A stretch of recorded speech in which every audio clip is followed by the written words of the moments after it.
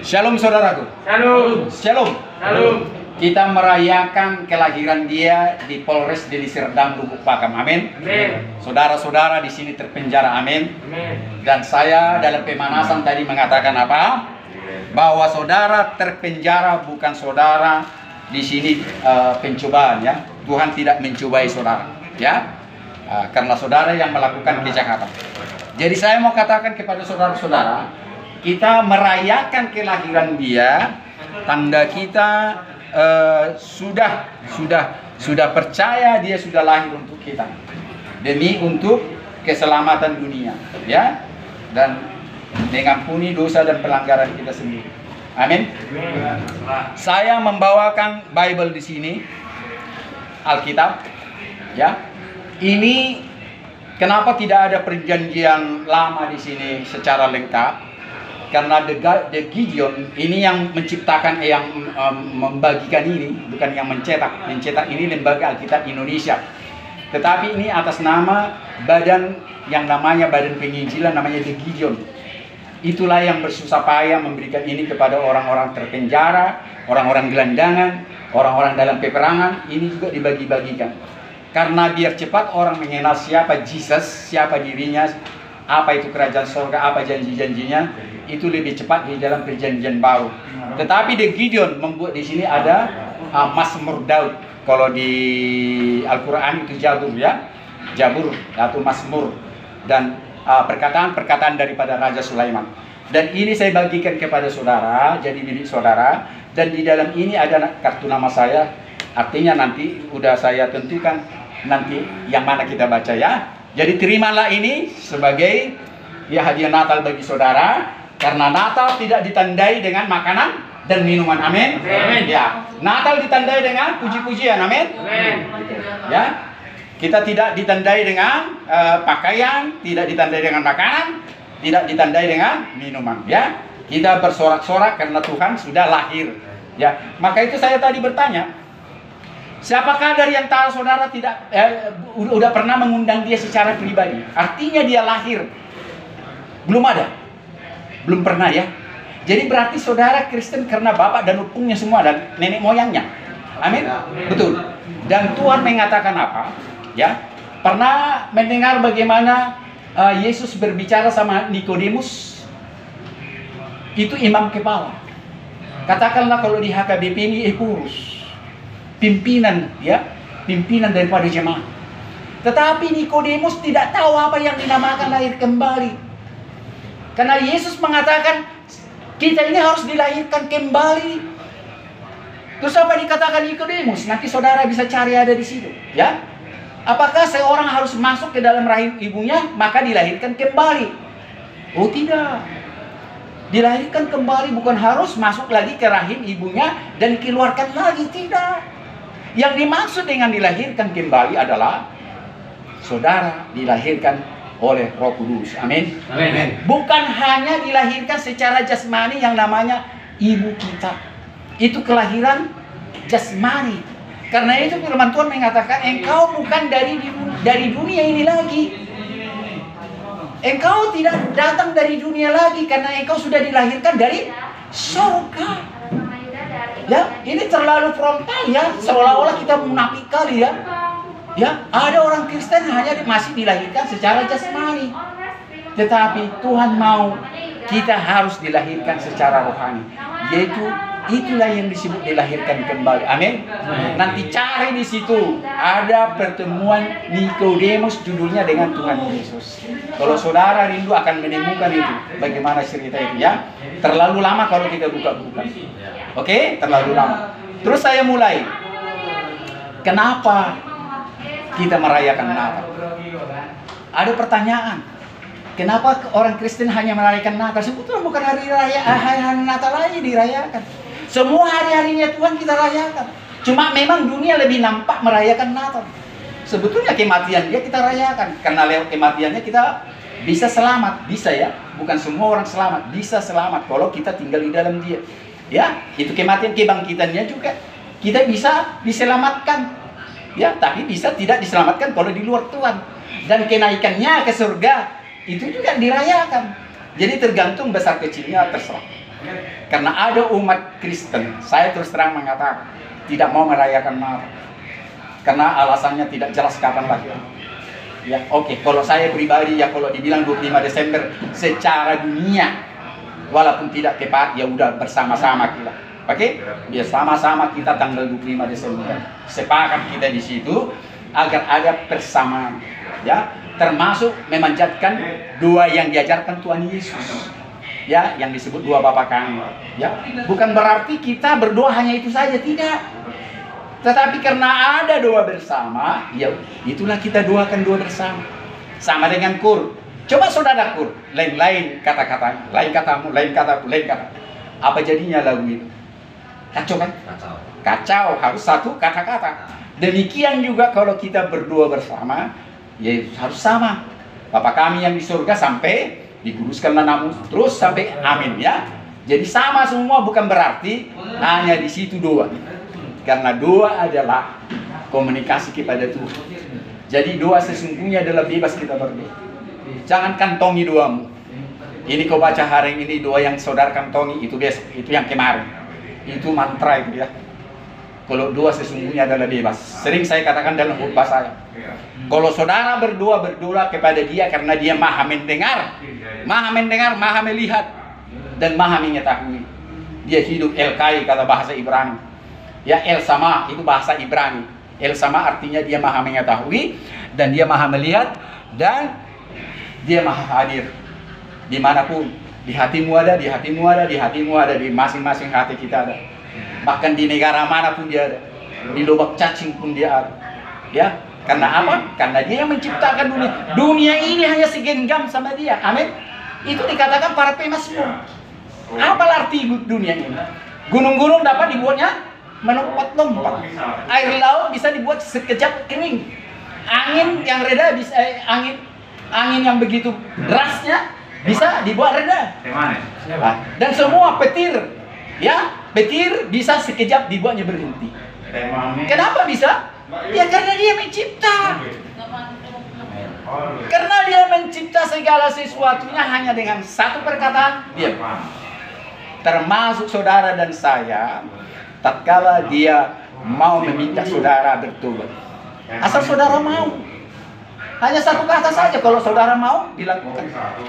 Termasuk saudara dalam pengampunan dosa, tatkala saudara mengaku dosamu dan minta pengampunanmu, pada saat itu saudara diampuni dosanya. Amin.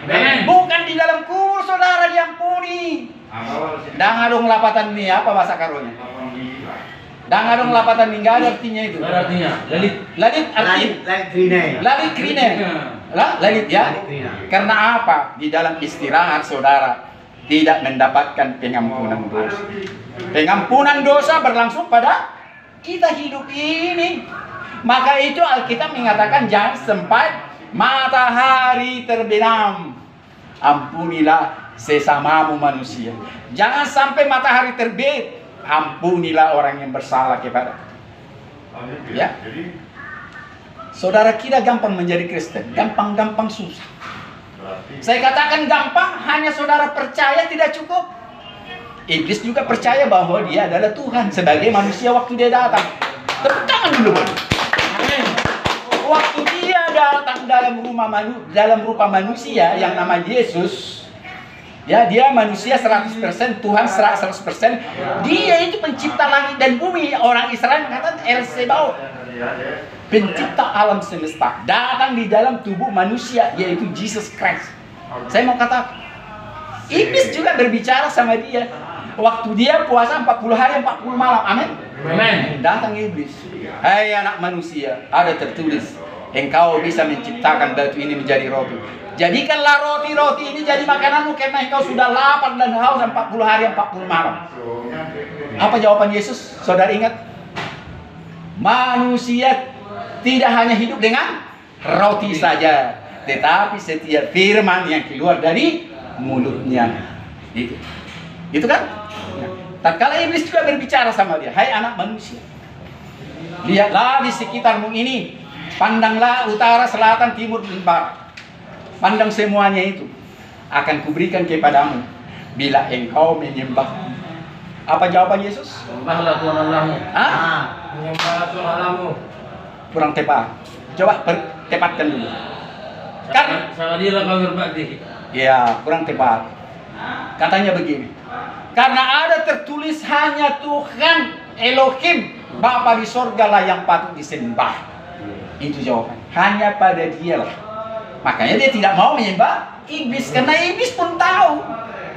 Dia berbicara kepada Yesus sebagai manusia. Walaupun dia tahu sebetulnya itu anak tunggal Elohim. Kalau lembaga Alkitab Indonesia anak tunggal Allah katanya. Lembaga Alkitab Indonesia ya di sini. Kalau kita translate langsung dari Alkitab dari Ibrani disebut Elohim atau Adonai. Ya. Kalau Alkitab kita ini disebut Allah ya. Ya gitu.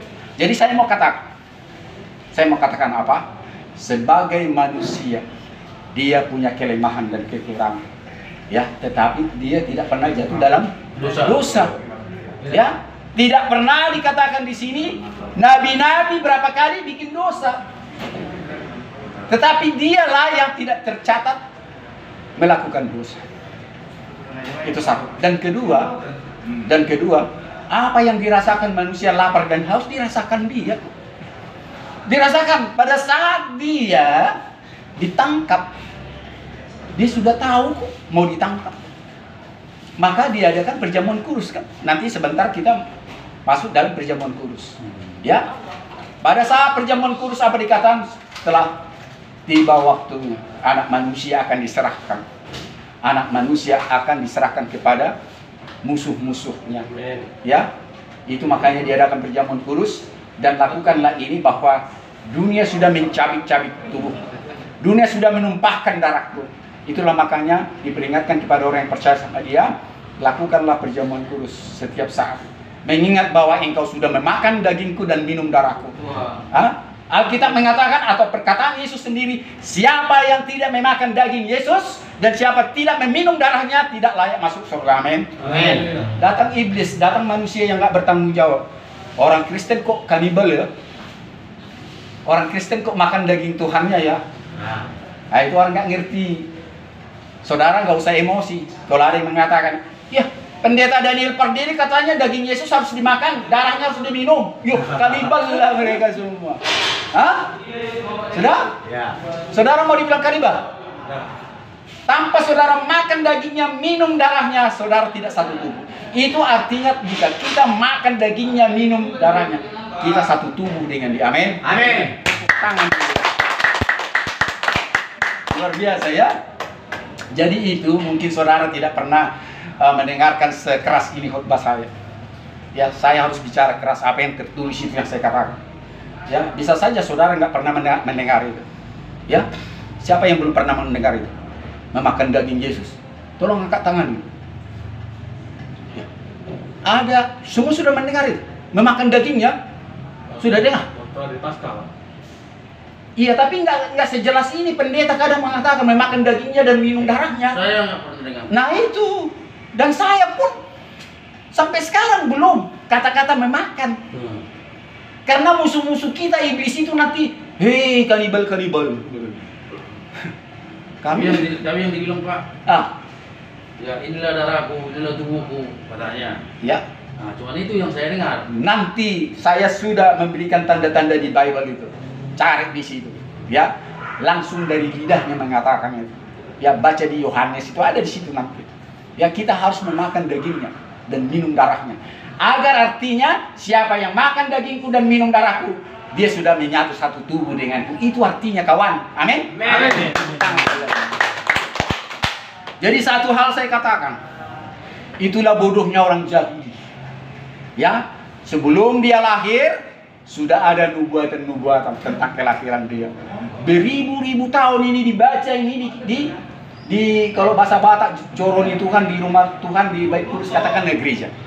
Itu dibacakan itu nubuatan tentang kelahiran dia. Bahwa dia akan datang, Mesias akan datang, juru selamat akan datang. Amin. Amin. Nah, tapi begitu dia datang, tidak semua orang percaya bahwa itu yang dinubuatkan para nabi. Itulah makanya orang Yahudi yang menangkap dia, orang Yahudi yang menyiksa dia, orang Yahudi yang menyalibkan dia, dan orang Yahudi yang memaki-maki dia. Tetapi itu sudah tertulis. Sebelum kejadian itu sudah tertulis di kitab nabi-nabi. Itu sudah dibacakan. Bahkan lambungnya sudah tertulis di situ.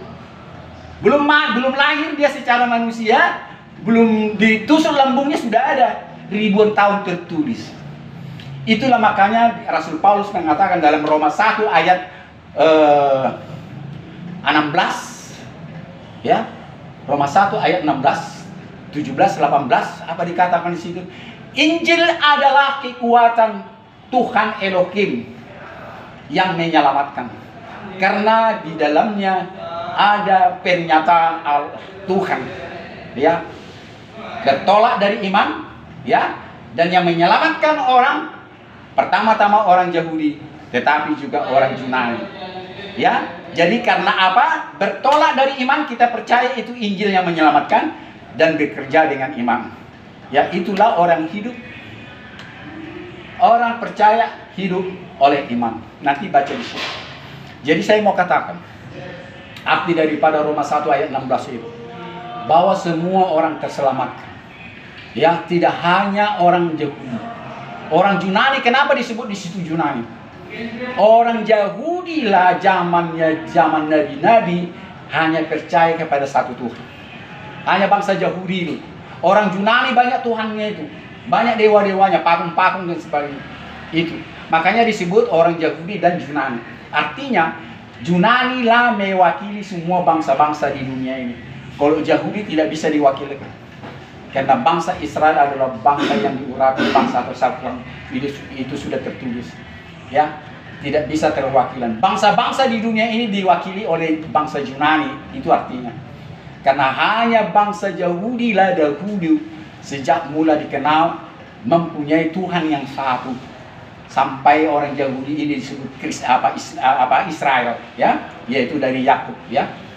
Itulah keturunan yang mempunyai satu Tuhan sampai sekarang ini. Jadi karena itu keselamatan dikatakan hanya datang dari Israel. Keselamatan dan pengajaran dan firman Tuhan hanya datang dari bangsa Israel.